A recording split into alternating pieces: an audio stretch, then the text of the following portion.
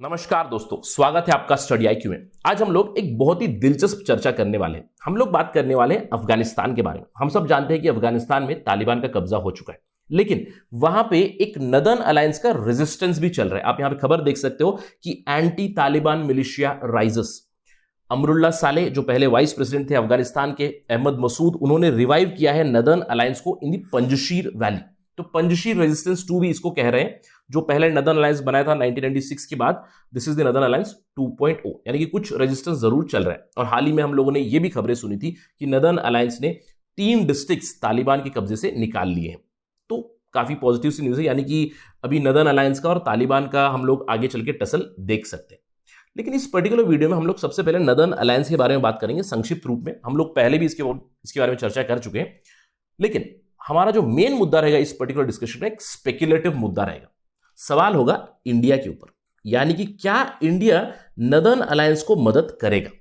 अगर करेगा तो किस तरह से कर सकता है और क्या कठिनाइयां आ सकती है आगे चल के, हम लोग की चर्चा उस पर चलेगी। तो ये इंफॉर्मेशन लेने के लिए मेरे साथ बने रहिए स्टडी IQ पर। It will be very very interesting. My name is Rahul Saigaonkar, और अगर आप मुझे फॉलो करना चाहते हो you can follow me on this particular ID। और आप यूपीएससी सिविल सर्विस एग्जामिनेशन की तैयारी कर रहे हैं या फिर किसी भी स्टेट PSC की तैयारी कर रहे हैं, तो here is a list of the PSC courses that we are running. Just go to the details that are given here to know more about our programs. चलिए सबसे पहले जानते हैं नदर्न अलायंस के बारे में जल्दी से, और फिर बात करते हैं नदर्न अलायंस की हम लोग मदद कैसे कर सकते हैं, करेंगे या नहीं, इसके बारे में हम लोग बात करेंगे। राइट, नदर्न अलायंस है क्या? देखिए सबसे पहले आपको जानना है कि नदर्न अलायंस एक वेस्टर्न टर्म है, यानी कि जो वेस्टर्न कंट्रीज ने नाम दिया था वो है नदर्न अलायंस, लेकिन इसका ओरिजिनल नाम था United Islamic front for salvation of Afghanistan. तो 1996 में जब तालिबान ने कब्जा किया था अफगानिस्तान पे, तो उनसे लड़ने के लिए नदर्न साइड के जो भी ट्राइब्स थे, मेनली अफगान ताजिक जो ट्राइब्स थे, उन्होंने यूनाइट किया।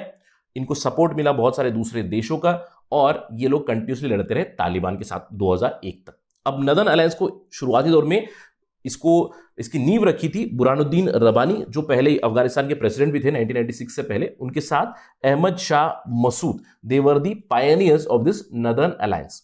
लेकिन 2000 तक, यानी कि सन 2000 तक, बहुत सारे दूसरे लीडर्स यहां पे शामिल हो गए, नदर्न अलायंस के साथ जुड़े हुए थे, जैसे कि अब्दुल्ला, करीम खलीली, अब्दुल रशीद दोस्तुम, अमरुल्ला साले। ये सब लोग नदर्न अलायंस के साथ कभी ना कभी जुड़े हुए थे। नदर्न अलायंस कंटिन्यूसली लड़ता रहा तालिबान के साथ। 2001 में यह कहा जाता है कि they controlled about 10% of Afghanistan in the northern side. लेकिन जैसे ही यूनाइटेड स्टेट्स यहां पे एंटर कर गया, तो उन्होंने नदर्न अलायंस को काफी ज्यादा सपोर्ट किया, और एक ही साल के बीच नदर्न अलायंस ने बहुत ज्यादा एरिया कैप्चर कर लिया तालिबान के साथ, और तालिबान ऑलमोस्ट साइडलाइन हो चुका था। और हम जानते हैं कि 2001 के बाद क्या हुआ। 2001 के बाद यूनाइटेड स्टेट्स एंटर करने के बाद उन्होंने वहां पे अफगानिस्तान की इंटरिम गवर्नमेंट सेटअप की थी। शुरुआती दौर में हामिद करजाई के एडमिनिस्ट्रेशन के अंडर बहुत सारे नदर्न अलायंस के लीडर्स को एडमिनिस्ट्रेशन में लाया गया, तो मोर और लेस नदर्न अलायंस खत्म हो चुका था। करजाई के बाद अभी घनी एडमिनिस्ट्रेशन में हम लोगों ने बहुत सारे नदर्न अलायंस लीडर्स को देखा, जैसे कि अमरुल्ला साले, typical example, vice president of Afghanistan, Abdullah जो CEO थे अफगानिस्तान में, अब्दुल रशीद दोस्तुम, मार्शल दोस्तुम भी कहा जाता है इनको, वेरी क्लोज फ्रेंड ऑफ घनी, राइट, अशरफ घनी। तो ये सब लीडर्स यहां पे शामिल थे।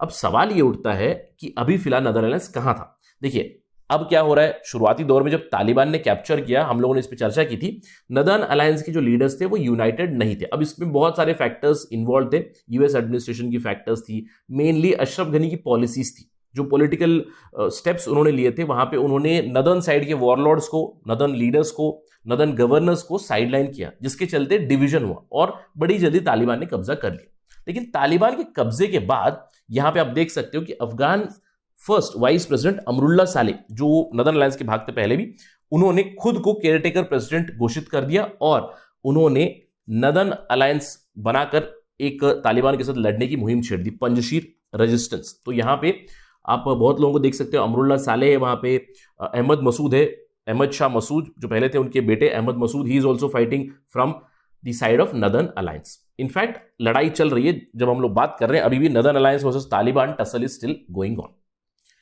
सवाल ये उठता है कि नदर्न अलायंस को क्या इंडिया समर्थन देगा? अब मैंने यहां पे 2.0 क्यों लिखा है? क्योंकि 1996 के बाद जो नदर्न अलायंस बनाया था उसे इंडिया ने सपोर्ट किया था। Yes, we supported this northern alliance before. अब सपोर्ट हम लोगों ने कैसे किया, आर्म्स एंड एम्यूनिशंस दिए, इंटेलिजेंस उन्हें दी, इंटेलिजेंस गैदरिंग, खबरें दी, बहुत सारी सप्लाईज भी की थी to the northern alliance. Not just India, Iran ने भी की थी, रशिया ने भी की थी, टर्की, तुर्कमेनिस्तान, ताजिकिस्तान, बहुत से कंट्रीज ने सपोर्ट किया था नदर्न अलायंस को। लेकिन अब सवाल उठता है, क्या इंडिया इस नदर्न अलायंस को, जिसको लीड कर रहे हैं अमरुल्ला साले, उन्हें सपोर्ट करेगा? अब ये तो आने वाला समय बताएगा करेगा या नहीं करेगा, लेकिन एक स्पेक्युलेटिव डिस्कशन जरूर करेंगे।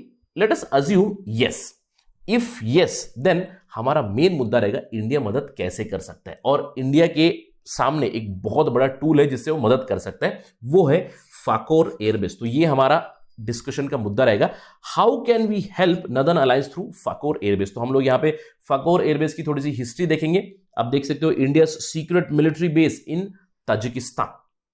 चलिए बात करते हैं इस फाकोर एयरबेस के बारे में। फाकोर के साथ हम लोग बात करेंगे आईनी एयरबेस के बारे में, ये कहां पे है।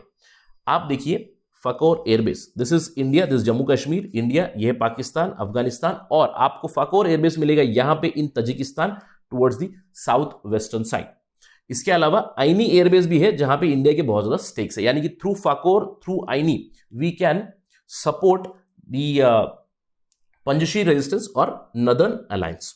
लोकेशन आपने देख ली। अब देखते हैं फाकोर एयरबेस बना कब था एग्जैक्टली। देखिए अगर हम लोग इस फाकोर एयरबेस की हिस्ट्री देखें, फॉर द फर्स्ट टाइम जब नदर्न अलायंस लड़ रहा था 1990s में, इंडिया ने मदद की थी, और उसी समय पे 1996 में रॉ, जो इंडिया की खुफिया एजेंसी है, रिसर्च एंड एनालिसिस विंग, उन्होंने नेगोशिएशन शुरू कर दी थी ताजिकिस्तान के साथ फाकोर एयरबेस को यूज करने के लिए। और उस समय पे फाकोर एयरबेस को इंडिया ने यूज भी किया था basically for high altitude military supplies to provide all those things to Northern Alliance, not just military supplies, arms and ammunition, even intelligence।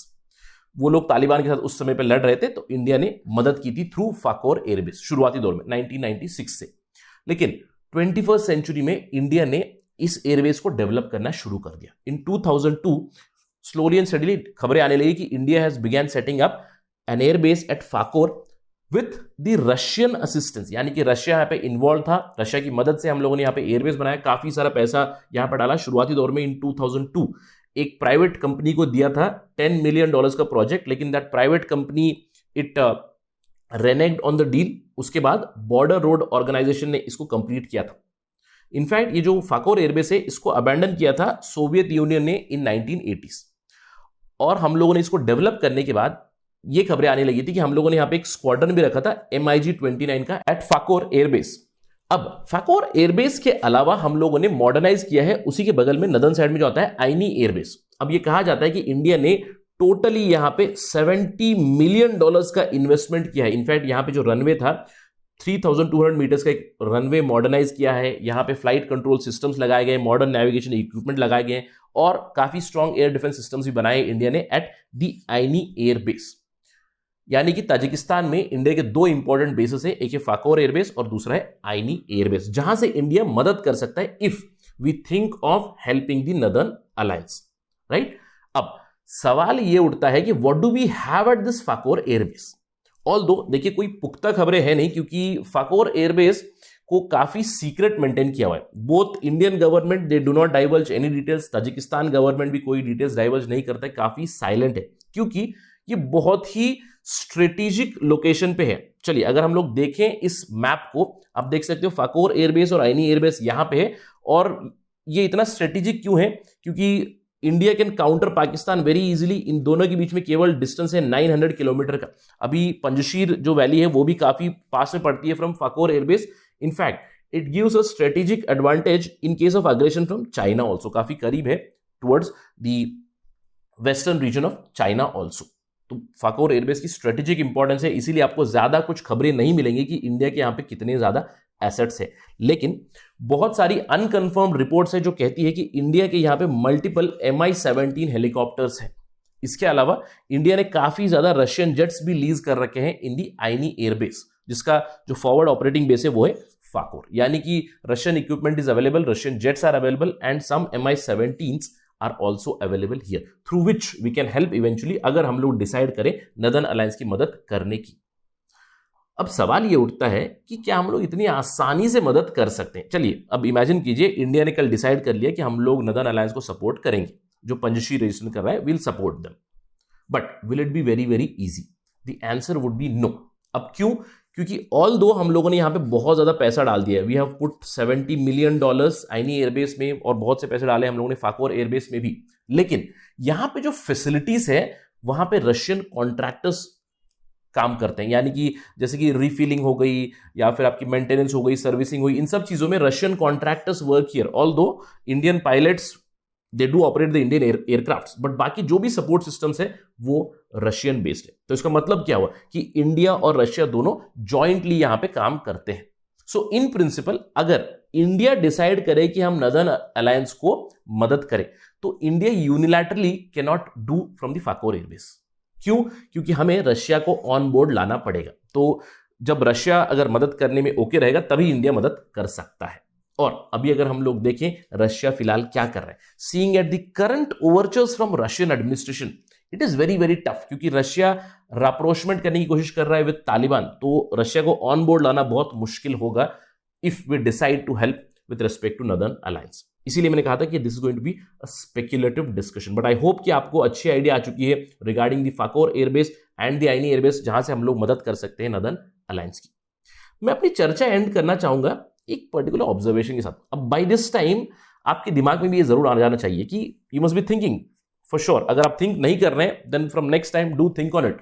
हम लोग बात कर रहे हैं ताजिकिस्तान की, तो आपके दिमाग में सवाल जरूर आएगा कि भैया यहां पे ताजिकिस्तान कहां है, क्योंकि आप बात कर रहे हो इंडिया की, आप बात कर रहे हो रशिया की, और यहां पे एयरबेसेस है ताजिकिस्तान में, ऐसा क्यों चल रहा है? देखिए, अगर हम लोग ताजिकिस्तान की बात करें, ताजिक एयरफोर्स काफी छोटी फोर्स है।